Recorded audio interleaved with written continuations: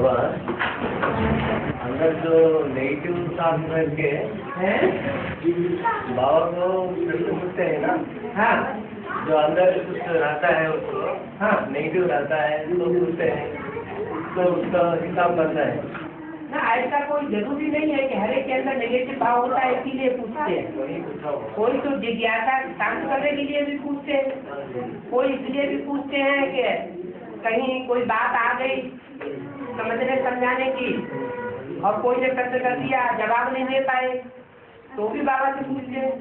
कोई कोई के अंदर नेगेटिव भाव भी रहता है।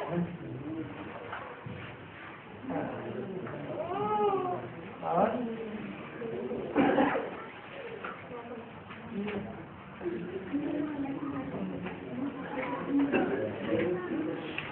बाबा त्रिमूर्ति के चित्र में हाँ जी, पॉइंट समझ में आता है कि अविनाशी घर उसको कहते हैं जो ऐसा आधार लिया जाता है, वो आधार बनने के लिए किसी का आधार ना लिया हो तभी अविनाशी घर बनता है। सही गलत?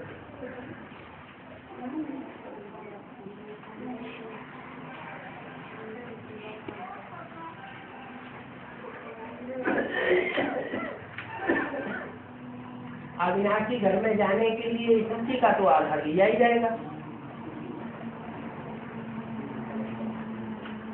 अगर आत्मिक स्मृति भी नहीं होगी तो आत्मा के घर में कैसे चले जाएगी? घर बनने के लिए दो तो चाहिए, एक धनी और एक चीज। यहाँ तो बीज भी निराकार और घर भी निराकार।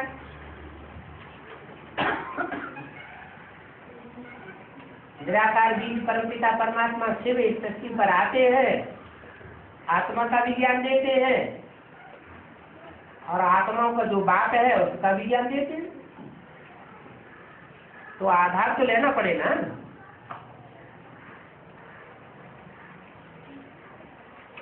इतनी स्मृति पक्की हो कि देह के संबंधी, देह के पदार्थ, देह की दुनिया कुछ भी याद न रहे, सिर्फ आत्म की स्मृति। मैं आत्मा, मेरा बाप ज्योति बिंदु, वो भी आत्मा। और जिसमें प्रवेश करता है वो भी क्या हो गया? वो भी आत्मा।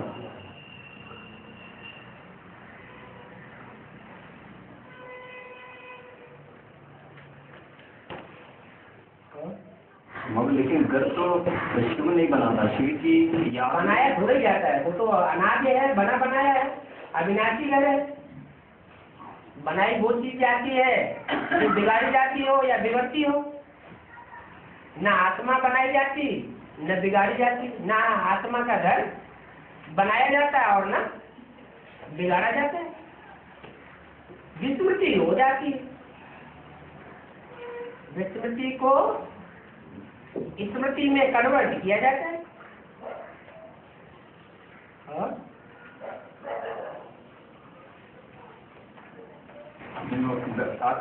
साकार दुनिया में घर जो बनता है, बीज और धरणी के दोनों मिलन से एक घर बनता है। नहीं, साकारी दुनिया में जो शरीर बनता है वो स्थूल बीज से बनता है, जिसे कहते हैं शुक्राणु।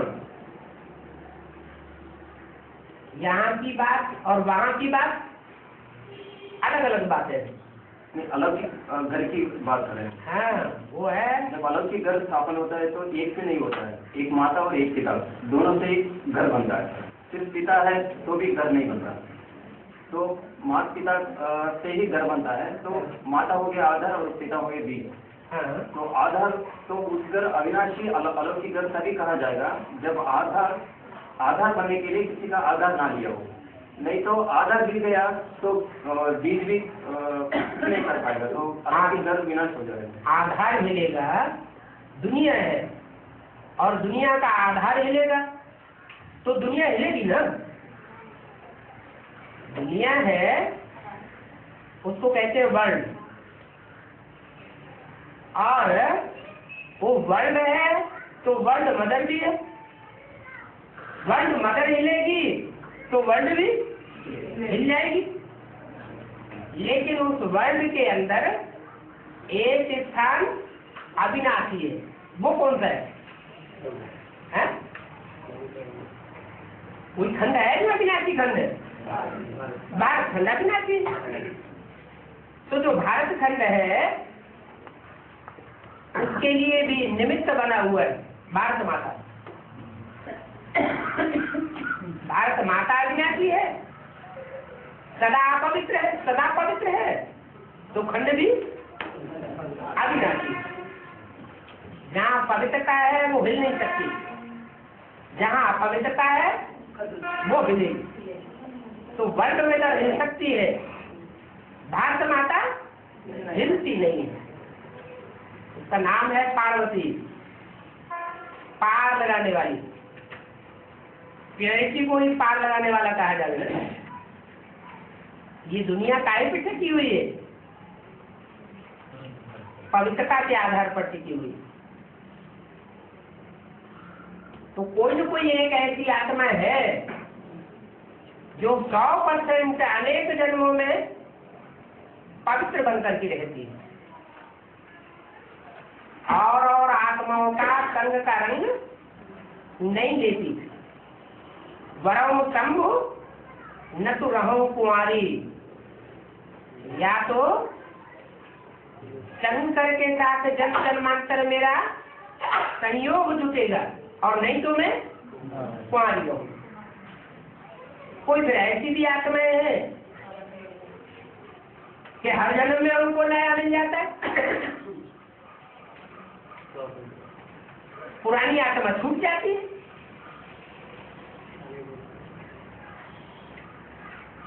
तो वैद्यालय बनाने वाली भी आत्माएं भी है और शिवालय बनाने वाली भी आत्माएं हैं।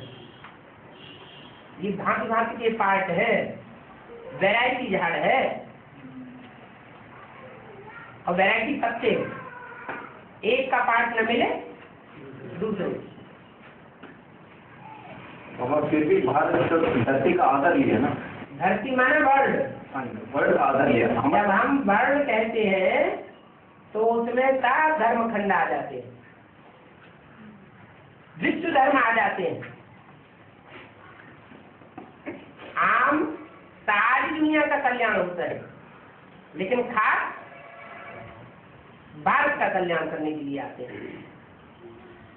हाँ। बाबा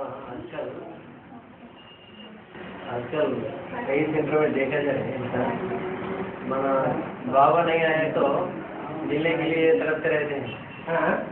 कब आएगा हाँ। संगठन के लिए। हाँ। अगर बार बार आते हैं तो बोलो अच्छा इस बार नहीं मिला तो क्या होगा, ऐसे भी देखा जाए। अगर बार बार आए तो वो कई लोग नहीं आते हैं ना। भांति भांति के है ना। हाँ किसी को कम प्यास है, हाँ किसी को ज्यादा प्यास है। जिनको ज्यादा प्यास है इससे साबित होता है कि जन्म जन्मांतर ज्यादा नजदीक रहे, और जिनको प्यास कम होती है उससे साबित होता है कि 20-20 के जन्मों में जुड़ते भी रहे, उन्हें उतनी कशिश नहीं होती। उनकी कशिश जहां जिसके साथ लगी रही होगी उनसे मिलने की उनको कशिश होगी।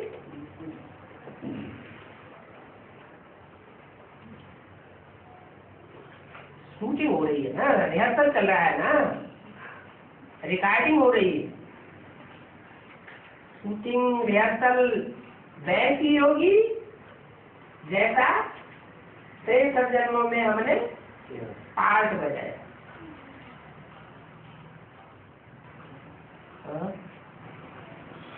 और ये भी मानते हैं कि आदम और हव्वा द्वारा जो जन्नत बनता है, जन्नत माना और या ये कह सकते हैं कि 100% बंधन मुक्त, सही है? 100% बंधन मुक्त है। हाँ, तो फ्रीडम रहता है। हाँ। लेकिन फिर भी उस कहानी में ये भी बताया जाता है कि आदम और हव्वा को एक बंदिश थी जो खुदा ने कहा था, जिसके करने पर वो नीचे उतरे। मानो उसको स्वर्ग कैसे कहेंगे? नंबर 1 पर बंदिश यही थी कि आत्मिक स्थिति में जब तक रहेंगे, आत्मिक स्मृति जब तक रहेगी तब तक स्वर्ग रहेगा। स्वयं स्थिति से स्वर्ग होता है, और जब देह की स्थिति आ जाएगी, देह की याद आ जाएगी, देह के अंगों की याद आ जाएगी, तो नर्क बन जाएगी। देह है पर, देह के 5 तत्व है पर, और आत्मा है स्व। तो स्व का चिंतन करना चाहिए या पर का चिंतन करना चाहिए?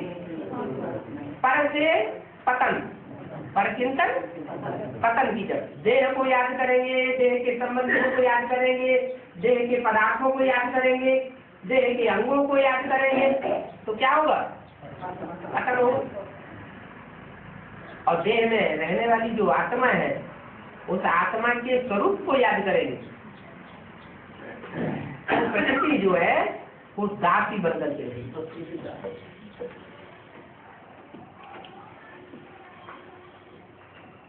नहीं तो देह से आत्मा जब कनेक्ट हो जाती है तो प्रकृति आधीन बना लेती है।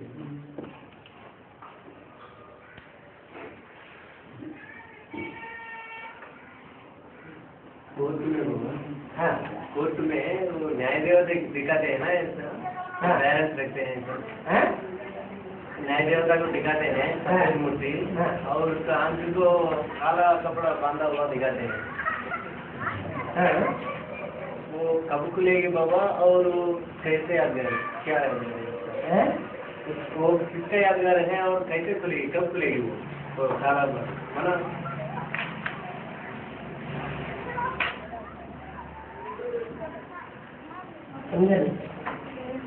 वो सफेद मूर्ति दिखाते हैं बाबा कोर्ट में, एक बैलेंस हाथ में रखते हैं, न्याय देवता कहते हैं ना, तो आंख को काला कपड़ा बांध के रहते हैं, कान बांध करके दिखाते हैं बाबा। वो मतलब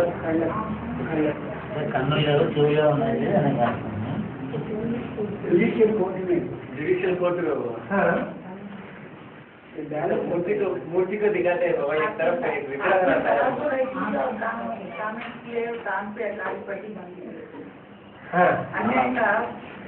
वो यानी धर्म देवता आंखों पर पट्टी बांध के है और सिर्फ सुनती रहती है। ये आंखों को जो पट्टी कब खोलने वाली है करके पूछ रहे न्याय और अन्याय का तराजू है ना।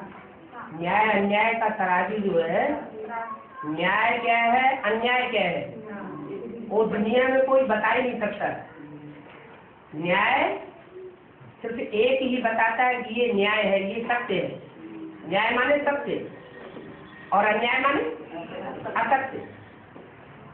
तो वो सत्य जब असत्य जो बात है आकर के सत्य बात बताता है तो तीसरी आंख खुलती है क्या, और तीसरी आंख जिसकी खुलेगी उसको इन आंखों से दुनिया को देखने की दरकार नहीं है।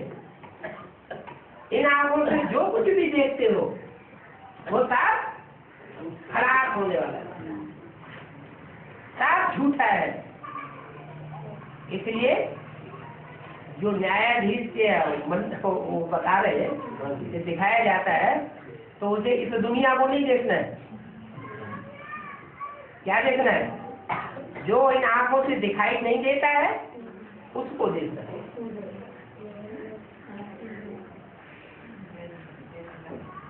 ये बोला है आज की दुनिया के जज हैं हज्जाम।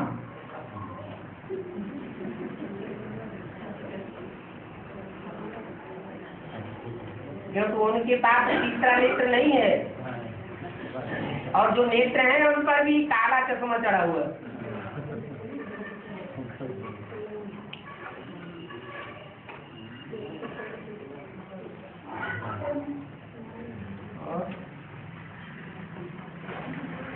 यहाँ प्रश्न पूछ करके समाधान लेते हैं ना भगवान, तो उसका हिसाब क्या बोलते हैं? भाव प्रधान विश्व रची जाता है। कोई भी काम किया जाता है, काम करने के पीछे भाव देखा जाता है। भाव क्या है? काम एक ही है क्या? काम एक ही है, लेकिन उसके पीछे भाव क्या है, लक्ष्य क्या है? जैसा लक्ष्य वैसे लक्ष्य। कोई विरोध करने के लिए पूछते हैं तो लक्ष्य के अनुसार उनका लक्षण दूसरा हो जाएगा। कोई समझने के लिए पूछते हैं, कोई दूसरों को समझाने के लिए पूछते हैं, तो लक्ष्य अलग अलग है ना।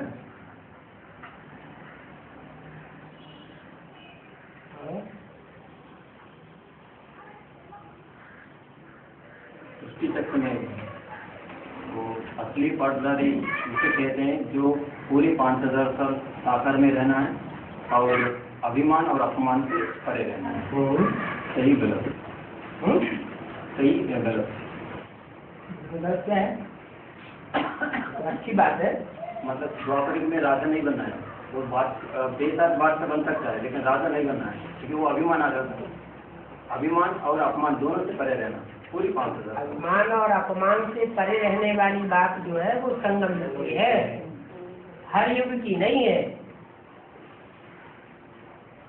वहाँ तो रावण राज्य होता है। जब संगम युग में फाउंडेशन हो जाता है तो पूरी 5000 साल की आराम से बेसाथ बात से बन के पाठ बजा सकता है। लेकिन जो भी प्रैक्टिस की है उस प्रैक्टिस के पीरियड में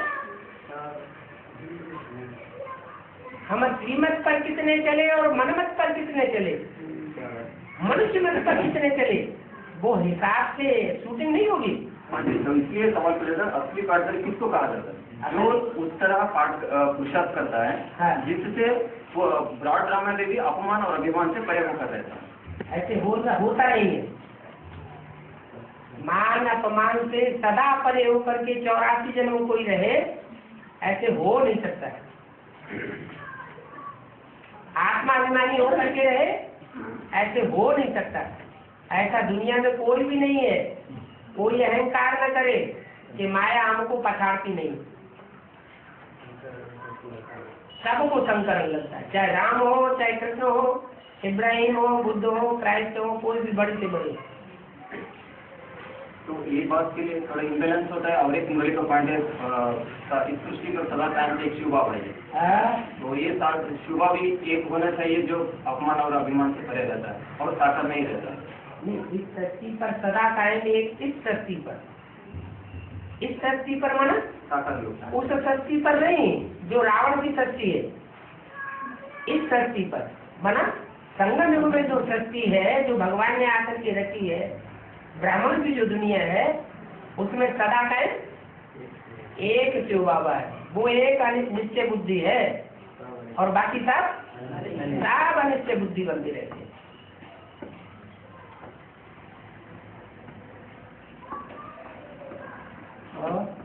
और एक रुचि चक्र में बीती हुई स्थिति को पसंद करते हैं तो उसको भक्त कहा जाता है। भविष्य में आने वाली स्थिति को पसंद करते हैं तो पुरुषार्थी कहा जाता है। वर्तमान स्थिति को पसंद करते हैं तो पाठदारी कहा जाता है। वर्तमान में जो है जैसा है उसको वैसा स्वीकार करना, उसी को पाठदारी कहा। पाठ तो भविष्य में जो बजेगा और भविष्य में जो पाठ बजेगा वो आंखों के सामने तो है नहीं। अभी जो पाठ बजेगा उसके बारे में अनुमान भी हो सकता है। पास्ट में जो हुआ वो बीत गई बात, कहानी खलास हो गया। चाहे नेगेटिव पार्ट बजा चाहे पॉजिटिव बजा, और जो बच गया तो बच गया, उसको बार बार याद करने से कोई फायदा नहीं। हाँ, भविष्य के लिए पॉजिटिव याद आए वो अच्छी बात है, नेगेटिव याद ना आए।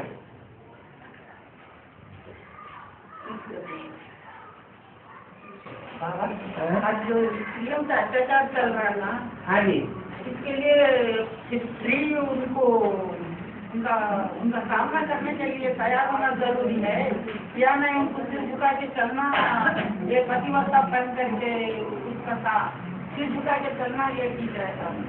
अगर शिव की शक्ति है, अगर शिव की शक्ति बन गई, शिव की शक्ति बन गई, तो जो भी है वो सब शिव के बच्चे हैं या पति है?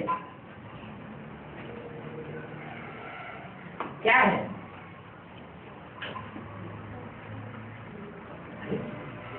जो पति है वो शिव का बच्चा है। उनके बच्चे तो वैसा नहीं कर सकते ना बाबा। आजकल जो अत्याचार कर रहे स्त्रियों के, पत्नियों पे जो अत्याचार कर रहे हैं, आज अत्याचार कर रहा है, अत्याचार कर रहे हैं, अंत तक अत्याचार करता रहेगा, बाप का बच्चा बनेगा नहीं। उससे बनता बाबा राक्षसी बनता जा रहा है। बाबा ने तो वरदान दिया, वो जो बच्चे एडवांस में चल रहे हैं उनका पूरा का पूरा परिवार ज्ञान में चलेगा। आज देखो गीता पाठशाला हमारा घर है, घर में सभी स्टूडेंट तो एक जैसे नहीं होते, होते हैं। कोई अच्छी पढ़ाई करते हैं, कोई क्लास में बिल्कुल पढ़ाई नहीं करते। तो बाप के स्टूडेंट नहीं है क्या? आप अपने परिवार में टीचर हैं, बाबा ने आपको टीचर बनाया, पति जानने में नहीं चलता है, बता दिया एक न एक दिन चलेगा जरूर। तो बाप की दृष्टि में भविष्य है उसका या वर्तमान रूप को देखता है? तो भविष्य को देखता है कि ये भी मेरा बच्चा बनने वाला। इसलिए आपका पति क्या कहता है? आप उसे पति माने या बाप को पति माने? बाप को पति माने तो आपके अंदर ताकत आ जाएगी मुकाबला करने की।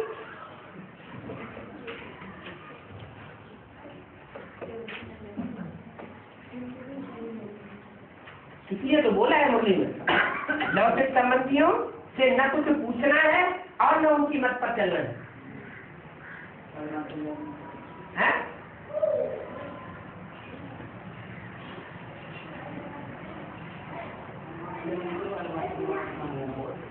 क्या करें? कोई तेलुगु में बोल रहे हो, जो बताया ना उसको तेलुगु में कन्वर्ट कर रहे हैं। देखो अनुवाद किया। हमारे माँ के ना पूरा हमारे को मार रहे हैं। अपनी बात नहीं सुनते तो उनकी बात भी हम नहीं सुनना चाहते। हाँ जी, ठीक है। जब हम नया जन्म ले चुके, हम ब्राह्मण बन चुके, पुराना जन्म तो हमारा खत्म हो गया।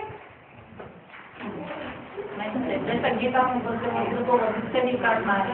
हाँ जी, इसलिए वो जब राक्षस बनते हैं तो फिर काली का अवतार होता नहीं पड़ता ना उसको। आजकल बहुत चल रहा ना बाबा ऐसा। जगदम्बा महाकाली क्यों बनती है? हमारे यहाँ कुछ लड़कियाँ महाकाली वैसे बनती है, उनके बदला ले रहे हैं तो सब चल रहे हैं। लड़कियाँ उनका बदला ले रहे हैं ना बाबा। ना, जो लड़कियां आज की दुनिया में बदला दे रही है वो तो भगवान को जानती ही नहीं, वो तो गलत रास्ता पकड़ रही है।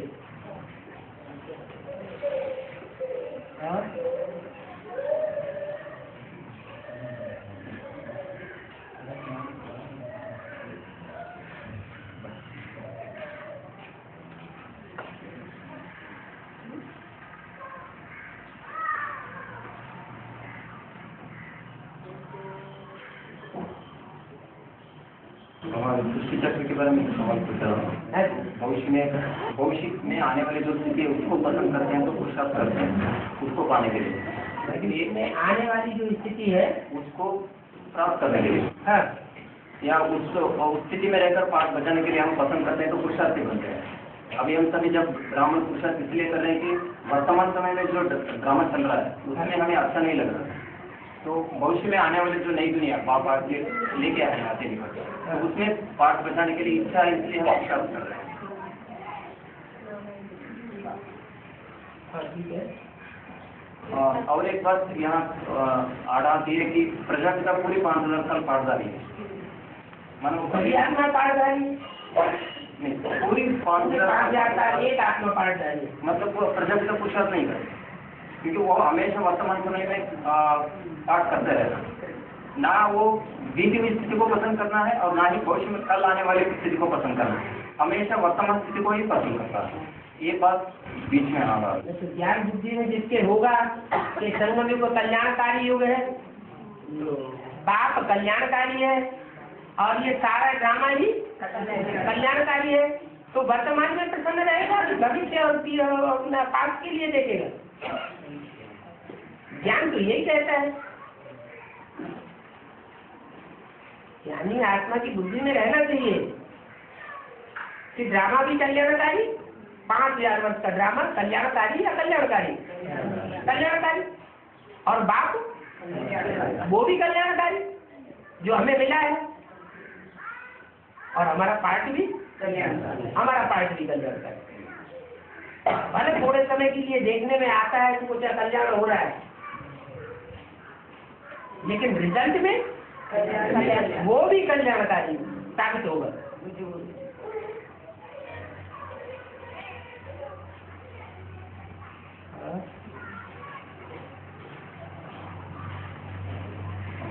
और एक बात है, तुम हो आदि सनातन देवी देवता धर्म के पक्ष है, तो इस सेंटेंस को देखेंगे तो दूसरे धर्म के धर्म पिता है।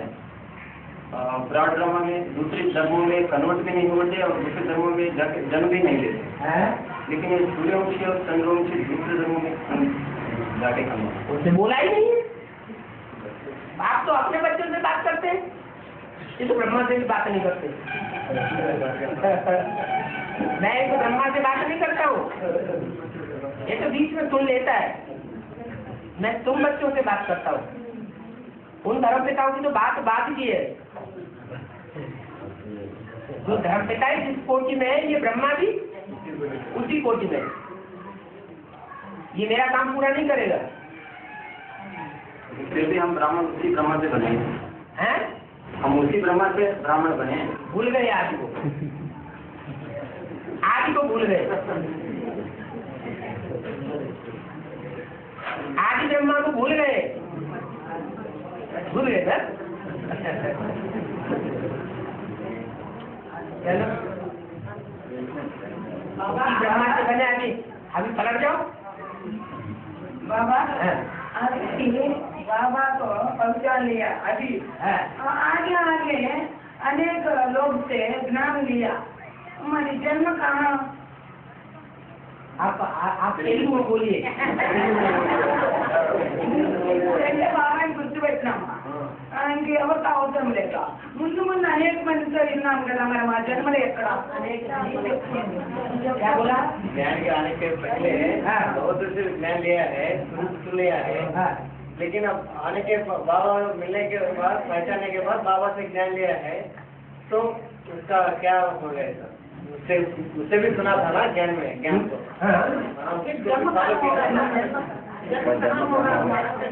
जन्म के बारे में पूछ रहे थे। बहुतों से हमने ज्ञान लिया आखिरी जन्म में, जैसे ब्रह्मा ने 12 गुरु किए आखिरी जन्म में, तो आखिरी जन्म में ये साबित हुआ कि ब्रह्मा वाली आत्मा जो है वो अनेकों के पास भटकती रही, इसलिए आखिरी जन्म में कितने गुरु पढ़ने पड़े? 12 गुरु पढ़ने पड़े। हिसाब किताब तो आखिरी जन्म में सारा खुलता है। 63 जन्मों का, 63 जन्मों में जो कुछ भी हमने किया उसका निचोड़ कौन से जन्म में आकर के दिखाई पड़ता है? उसका सार आखिरी जन्म में आकर के देखने जाता है। फिर ब्रह्मा में ये खासियत रही कि आखिरी गुरु को पक्का पहचान लिया, ये झूठा है।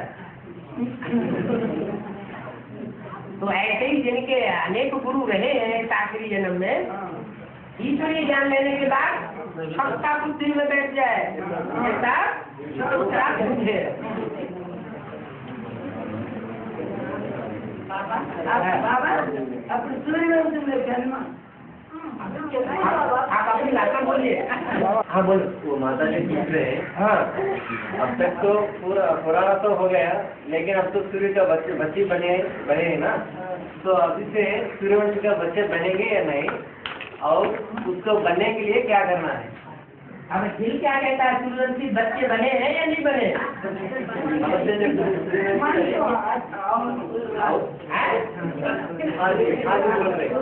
सूर्यवंशी बच्चे बने हैं।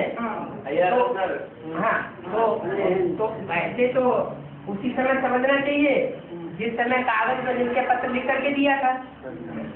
लेकिन चलो अभी कहते हैं कि हम सूर्यवंशी बच्चे बने हैं, सूर्यवंशी बच्चे बने हैं, तो बाप परीक्षा तो लेगा।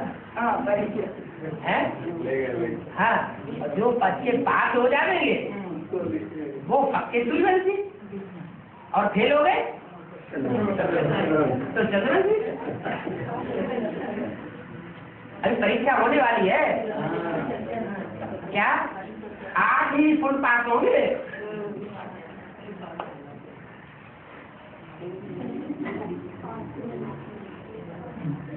जो पास में दानर होंगे सूर्यवंशी परीक्षा में, वो कितने होंगे?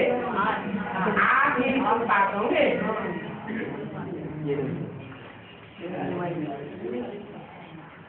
और बाबा, ये माता जी का पूछना है कि आजकल बहुत लोग वो चैनी गुड़िया एक घर में रख रहे, जो धन लाभ देता है ऐसा करते हैं, फिर वो गुड़िया का आकार अलग है और हमारी धनलक्ष्मी का आकार अलग है, इसका क्या मतलब? हाँ, जब कलयुग का अंत आता है तो कमाई कमाने में चीनी लोग बहुत आगे जाते हैं। क्या? जो भी चीनी लोग हैं वो बहुत आगे जाते हैं, चीन और जापान। इसलिए चीनी गुड़िया को समझते हैं कि हमको धन देंगे। और हिंदुस्तान में चाइना वालों का माल बहुत बिकता है, हाँ, बहुत सस्ते में मिलता है। और भगवान नेपाल में एक संगठन हुआ था ना, हाँ, तो नेपाल में बाबा जा रहे, हाँ, ऐसे ही जापान और चाइना में भी संगठन बना, तो उधर भी जाएगा क्या? विश्व पिता है तो जाना ही पड़े।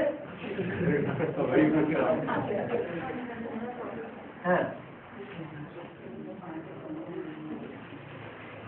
किसी के प्रभाव में आकर निर्विकारी बन के रहना, तो असली पवित्रता नहीं कहा जाता। हाँ, ठीक है। ये तो कहते हैं गृहस्थ में रह करके, घर गृहस्थ के कीचड़ में रहते हुए कमल फूल समान बनो। जंगल में चले गए, स्थिति से गृहस्थी स्थिति से बाहर हो गए, फिर पता लगे क्या बड़ी बात हुई। दूरवाज खुशवाज होकर के प्रसन्नता धारण कर ली, हम विकारी बन गए, हमने इतने साल पवित्रता के ऊपर विजय प्राप्त करी, उसे थोड़ी कहा जाने लगी।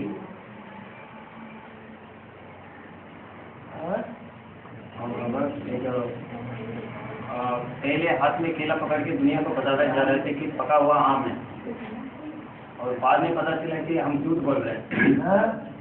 अगली बार नेक्स्ट बार किया कि हाथ में कच्चा आम पकड़ के बताने जा रहे हैं कि पका हुआ आम।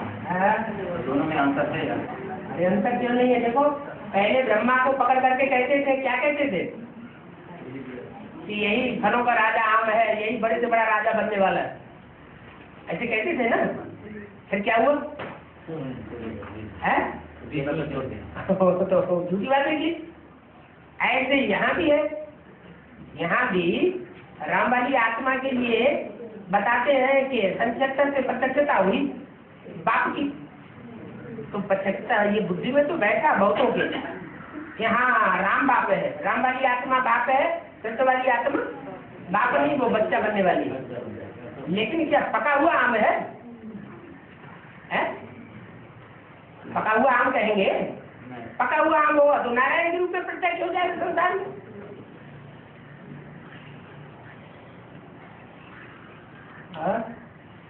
और दूसरी बात है, दो ब्राह्मण हैं जो अपने अपने घर में खाना बना के मेला में जाते हैं और दावा करते हैं कि हमने जो खाना बनाया वो सभी को स्वादिष्ट होगा।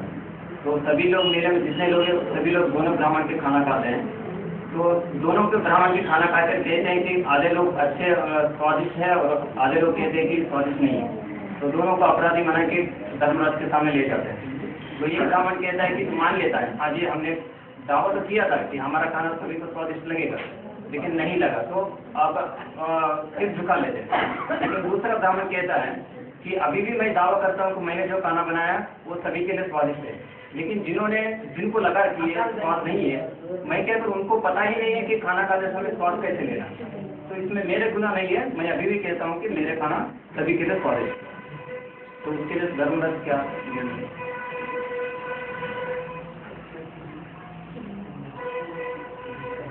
यज्ञ का भोजन कौन सा है? याद।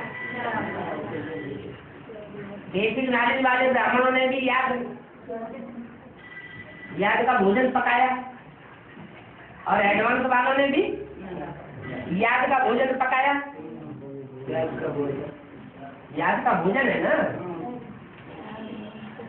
याद की खुराक। तो दोनों की खुराक जो है वो दुनिया वालों को पसंद आ रही है क्या? नहीं पसंद आ रही। जिनको पसंद आ रही है वो समझते हैं ठीक है, जिनको नहीं पसंद आ रही ये उनकी गलती है या बनाने वाले की गलती है? अब वो बेसिक वालों ने जो भोजन पकाया, याद का भोजन पकाया, उसके लिए भी ऐसा ही है। कुछ पसंद कर रहे हैं और कुछ पसंद नहीं कर रहे, और यहाँ भी ऐसा ही है, कुछ पसंद कर रहे हैं कुछ पसंद नहीं कर रहे हैं। तो इसका मतलब अभी भी भोजन की परिपक्वता जो है वो हुई नहीं है। जब भोजन पूरा ही परिपक्व हो जाएगा अच्छी तरह से तो सबको पसंद आएगा, और जिनको पसंद नहीं आएगा और समझो नास्तिक है दुनिया में, बैठो ऊपर की दुनिया में।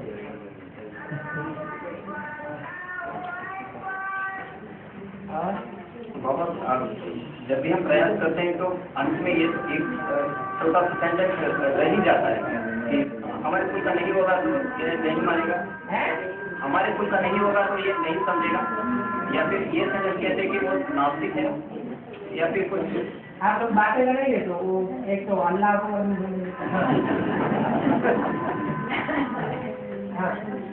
तो जब ये सत्य को सुनने के प्रयास करते हैं तो बीच में एक सेंटेंस छोटा सा रह ही जाता है कि हमारे कुल का नहीं है तो नहीं मानेगा, या फिर ये कहते हैं कि नास्तिक धर्म का है इसलिए ये सभी नहीं मानेगा, मतलब हमारे खाना उनको स्वाद नहीं लगेगा। लेकिन एक बात काका मुरली में एक वाक्य है कि यहाँ माउंट आबू सभी धर्मों का तीर्थ स्थान बनेगा, मतलब जितने भी धर्म है, सर्व धर्म नास्तिक धर्म को भी मिला करके तो सभी धर्मों का तीर्थ स्थान बनेगा। मतलब ये सबसे बड़ा चैलेंजिंग हो गया कि तुम कोई भी धर्म के हो, हम करके ही दिखाएंगे कि तुम्हारा तीर्थ स्थान हम बना के दिखाएंगे। तो अगर हम कहते हैं कि ये तुम हमारे कुल का नहीं हो, या फिर तुम नास्तिक धर्म को इसलिए हम नहीं मानते हैं, इसका मतलब हम यही स्वीकार करना पड़ेगा कि हम पूरी तरह से सच को नहीं प्राप्त किया। ठीक है, हमारी आत्म की स्थिति नहीं बनेगी, कि आत्म की स्थिति बनेगी वो तो सभी आत्माओं को कहेगा आओ चुप, किसी को नीची नजर से क्यों देखेगा? हर आत्मा के लिए कल्याण। जबकि ये मालूम पड़ गया कि हर धर्म में से श्रेष्ठ आत्मा चुनी जाती है और माला बनती है, माला संगठन बनता है।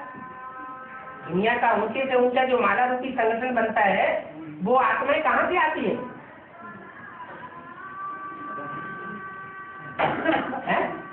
सब धर्मों से चुनी हुई आत्माएं नहीं आती हैं। तो नास्तिकों में तो चुने हुए क्या सत्युग में नहीं जाएंगे? वो भी तो जाएंगे, मतलब माला में नहीं आवेंगे लेकिन आवेंगे तो ना। तो जब सभी आवेंगे तो हम किसी का तिरस्कार क्यों करें? ये अपनी पावर के ऊपर है। इसलिए बाबा ने बोला जो अपने कुल का नहीं होगा तो हमारी बात मानेगा नहीं, हमारे कुल का होगा तो जल्दी ही। हमारे कुल का मतलब क्या हुआ? हमारे कुल का मतलब हुआ राजाई कुल का नहीं। जो नास्तिक होगा वो हमारी बात मानेगा नहीं और वहाँ राजा बनेगा ही नहीं और राजा ही पाएगा ही नहीं। न सतयुग त्रेता में राजा ही पाएगा, न द्वापर कलयुग में राजा ही पाएगा। अगर राजा ही चली भी नास्तिक धर्म खंड में तो राजाओं को कत्लेआम करवाएगा। प्रजा के ऊपर प्रजा का राज ही पसंद है, भगवान की दात उनको पसंद नहीं है। फिर भी हमको किसी को किसी दृष्टि से पहले से अनुमान जो करना है कि हमारे कुल का है नहीं है, हम तो सबका कल्याण चाहते हैं, सबको संदेश देंगे। और एक बात एक कहा है कि धरनी के आधार पर चलने वाले सुधर्मी होते हैं, जैसे रामकृष्ण के आत्मा है, और विधर्मी जो है ज्ञान के आधार पर चलते हैं, ज्ञान के अहंकार में चलते हैं, आधार पर ज्ञान को आधार बनाते हैं। ज्ञान के आधार मानी कन्या माताओं को महत्व नहीं देते, ये नहीं समझते हैं कि भगवान ने आके कन्या माताओं के ऊपर कलश रखा है, ज्ञान का कलश कन्या माताओं के लिए दिया है। वो समझते नहीं, कन्या माता क्या जाने, हम ज्यादा ज्ञान में होशियार, हम ज्यादा गहरे, हमने अच्छी तरह से ज्ञान को समझा है। मैंने कन्या माताओं को ये नहीं समझते हैं कि इनमें पवित्रता की पावर है, ये बात भूल जाती है। अपने को दुर्योधन दुशासन नहीं समझते तो उनके अंदर अहंकार आता है। जो रामकृष्ण की आत्मा है वो अपने को पतित भी समझती है। क्या अभी भी हम पतित हैं? हाँ, भविष्य में पावर बनने वाली है। तो कन्या माताओं को आदर देते हैं, बाप की बात में विश्वास करते हैं कि कन्याओं माताओं के मुख से जो ज्ञान निकलेगा उससे सारी सृष्टि का कल्याण होगा। हमारे मुख से जो ज्ञान निकलता है उससे सारी सृष्टि का कल्याण होने वाला नहीं है। न राम के मुख से निकला हुआ ज्ञान कल्याण करता है, न कृष्ण के मुख से निकला हुआ ज्ञान संसार का कल्याण करता है। अच्छा, एक बात तो साबित हो गई कि कृष्ण के मुख से जो ज्ञान निकला उससे कल्याण हुआ क्या? नहीं हुआ। अच्छा, राम के मुख से जो ज्ञान निकला, क्लैरिफिकेशन निकला, उससे भी कल्याण हो गया? है? नहीं हुआ ना। क्यों नहीं हुआ?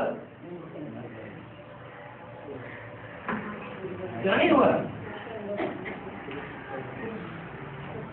क्योंकि वो धरणी अभी भी प्रत्यक्ष नहीं है, इसलिए बोला विजयमाला का आवाहन करो।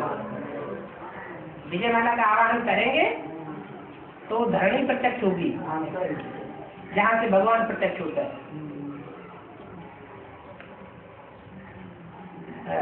फिर बाद में डूबिजा होने के लिए नहीं, भारत माता के लिए नहीं। भारत माता से शक्ति अवतार अंत का यही नारा है। ये डूबिजा होने के लिए है जो झूठे है,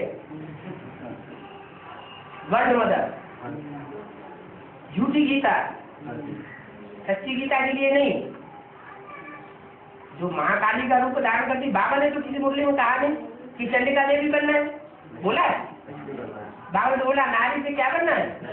लक्ष्मी बनना है। बाबा, इस धरनी के आधार पर चलने में भी दो रास्ते मिल जाते हैं, एक ही धरनी के आधार पर चलना और दूसरा है समय के आधार पर धरनी को चेंज करके चलना। समय के आधार पर समय तो जड़ है, किसी के आधार जड़ समय हमको परिवर्तन करे या हम समय को परिवर्तन करें, क्या ठीक है? समय जड़ है, हम आत्मा चैतन्य है। चैतन्य में ज्यादा ताकत है या जड़ में ज्यादा ताकत है? चैतन्य अगर अपने चैतन्य स्वरूप में स्थित हो जाए तो जड़ समय को भी चेंज कर सकता है। इसलिए समय को आगे नहीं रखना है। समय को आगे रखना माने ड्रामा को आगे रखना, फिर को प्राप्त करना। ये क्वेश्चन ठीक है, दो तो हो गए थे, एक ही धरनी के आधार पर चलना और दूसरा है धरनी को बदल करके दूसरी धरनी के आधार। धरनी को बदलने के लिए प्रयास करना, पुरुषार्थ करना, इंतजार क्यों करना समय का? धरनी को क्यों बदलना? धरनी को इसलिए बदलना, गीता को इसलिए बदलना कि गीता झूठी है, सच्ची गीता बनाना। झूठे धर्मों को इसलिए कन्वर्ट करना, झूठे धर्मावलंबियों को इसलिए कन्वर्ट करना कि वो झूठे रास्ते पर है। सच्चे रास्ते पर लाएंगे, कन्वर्ट होंगे तो सत्य की स्थापन होगा। ऐसे ही धरणी बाबा जब धरणी बदल जाता है उसमें ये हमको दिखाई पड़ता है कि इसी संगठन में एक भाई ने पूछा था कि सबसे पहले असुर पैदा होते हैं या देवता पैदा होते हैं, दिति अदिति। तो उसके बारे में बाबा ने क्लैरिफिकेशन दिया था। लेकिन उसको और थोड़ा गहराई में जाके देखते हैं तो पहली धरणी की बच्चे हमेशा अद्वैती होते हैं, लेकिन जब दूसरी धरणी की रचना हो जाती है तो पहली धरणी की रचना आसानी से द्वैत में आ जाती है। ये कहा जो पहले प्रत्यक्ष होते हैं, प्रत्यक्षता रूपी जन्म लेते हैं, वो है असुर। यज्ञ के आग में तो प्रत्यक्ष हुए ही नहीं, यहाँ प्रत्यक्ष होते हैं। सात नारायण रूपी सात कृष्ण जो विधर्मी है वो भी यहाँ पहले प्रत्यक्ष होते हैं।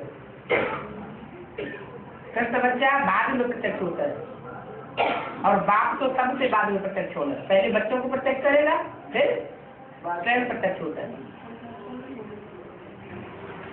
बाबा लेकिन ये इतना तो हो जाता है कि बाबा ने क्या ये भी कहा कि तीन धरणी को छोड़कर चौथी धरणी जब मिलती है तो रचना संपूर्ण हो जाती है। मना ब्रह्मा ने संकल्प में पहली रचना रची, अच्छे नहीं लगे छोड़ दिया, तो दूसरी रचना की वो भी अच्छा नहीं लगा, तो चौथी आगे तो रचना अच्छी लगी तो संपूर्ण हो गया। लेकिन अब ये सवाल होता है कि पहली धरणी की रचना का क्या हाल हुआ, दूसरी धरणी की रचना उनका हाल क्या होगा? तो वो सभी अपने ही बनेंगे ना अगर हम इस तरह चेंज करते चले, तो वो ऑब्वियसली द्वैत में ही आ जाएंगे, अद्वैत से। पीढ़ी दर पीढ़ी चढ़ना होता है क्या? ऐसे नहीं चौथी पीढ़ी में हम फटाक से पाँव रख देंगे। जैसा जैसा पुरुषार्थ उनकी स्टेज को जाएगा वैसा वैसा फर्नीचर अच्छा मिलता जाएगा। पुरुषार्थ नीचा है तो फर्नीचर भी नीचा है।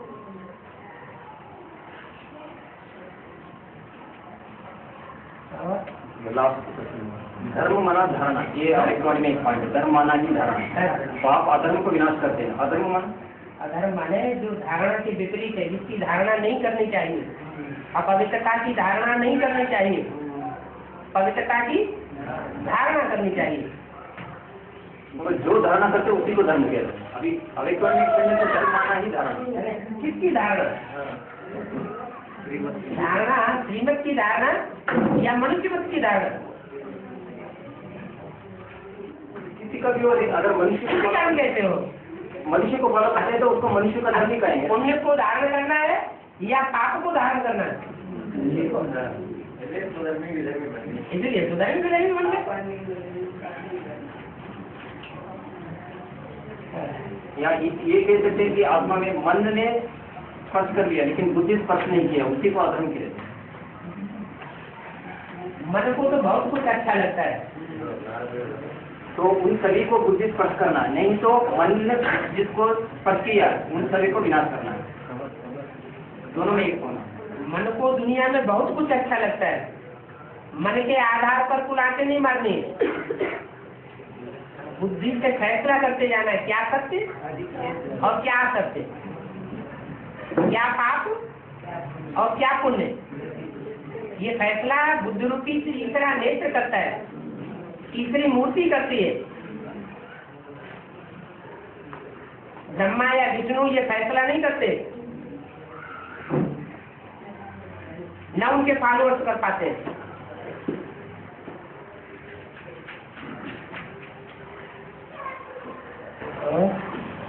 समय बलवान होता है या आत्मा बलवान होता है? समय जड़, आत्मा चैतन्य।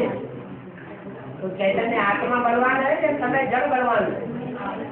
अब मैं आत्मा बल में काम करने आगे जाते वो उसका उल्टा हो जाता, समय आगे। तो आत्मा आत्म की स्थिति में स्थित नहीं हुई होगी, वो कुछ ना कुछ चल जाता समय। तो आत्मा कुछ न कुछ है पराई स्मृति में रहती होगी, इसलिए सिद्धि नहीं मिल रही। समय जो है साथ नहीं दे रहा है, इसका मतलब क्या है? काल साथ नहीं दे रहा, काल माने समय, महाकाल साथ नहीं दे रहा है, तो नहीं साथ दे रहा है, इसका मतलब क्या हुआ? कि हमने काल महाकाल के अनुकूल आत्मा को ढाला नहीं है। आत्मिक स्थिति में हम स्थित नहीं हुए। अभी भी देह के संबंधी, देह के पदार्थ उनकी तरफ बुद्धि झुकी रहती। सब कुछ तेरा, कुछ नहीं मेरा।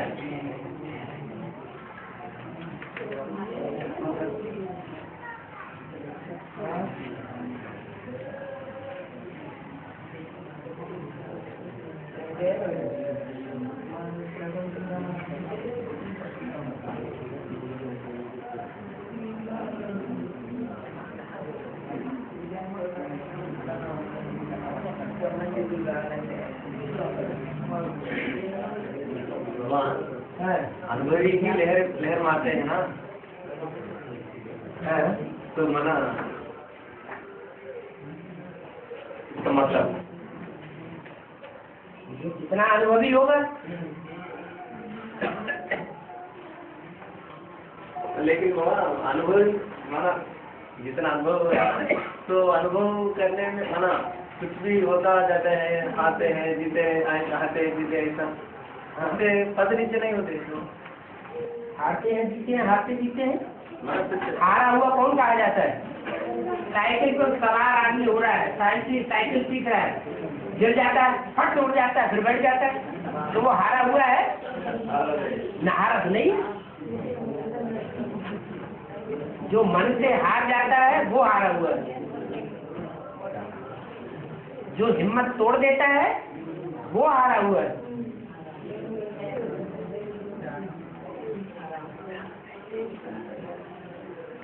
और